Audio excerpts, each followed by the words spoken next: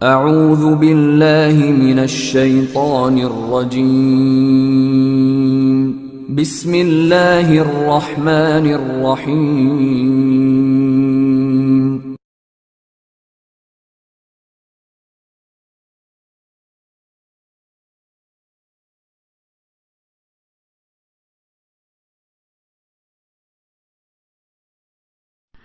جس طرح آج انسان بے خوف ہو کر انسانیت کے اوپر ظلم ڈھا رہا ہے اور ظلم کی ایسی مثالیں قائم کر رہا ہے کہ فرعون اور نمرود اور چنگیز خان جیسوں کو بھی مات دے چکا ہے، شاید انسان یہ سمجھ بیٹھا ہے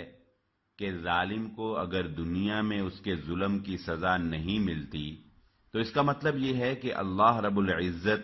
مظلوم کی داد رسی کرنا چھوڑ گئے ہیں، یا اللہ رب العزت مظلوم کی فریاد سننا چھوڑ گئے ہیں۔ یاد رکھیے، ہرگز ایسا نہیں ہے۔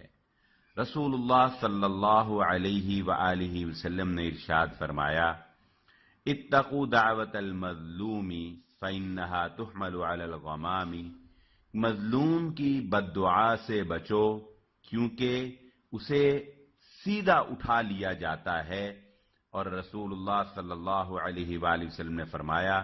اللہ رب العزت فرماتے ہیں، یعنی مظلوم جب دعا کرتا ہے تو اس کی دعا میں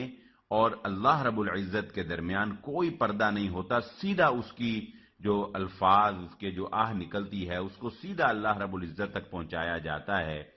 اور پھر فرمایا کہ اللہ رب العزت فرماتے ہیں، مجھے میری عزت کی قسم، یقول اللہ جل جلالہ وعزتی وجلالی،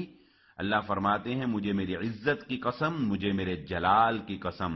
میں تیری مدد ضرور کروں گا، ولو بعد حین، اگرچہ کچھ وقت کے بعد ہی کروں۔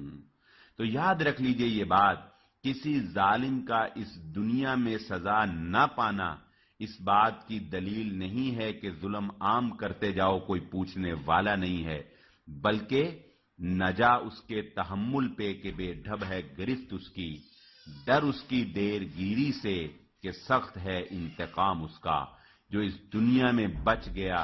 وہ آخرت میں نہیں بچ سکتا، ما لہم فی الآخرۃ من خلاق، آخرت میں ان کے لیے کوئی نرمی نہیں ہوگی، کوئی رحم نہیں ہوگا، اور اللہ رب العزت مظلوم کا بدلہ ظالم سے لے کر رہیں گے۔ اس دنیا میں لے لیں، اگر نہ اس دنیا میں کوئی دیکھ سکے تو آخرت میں وہ ضرور دیکھ لے گا۔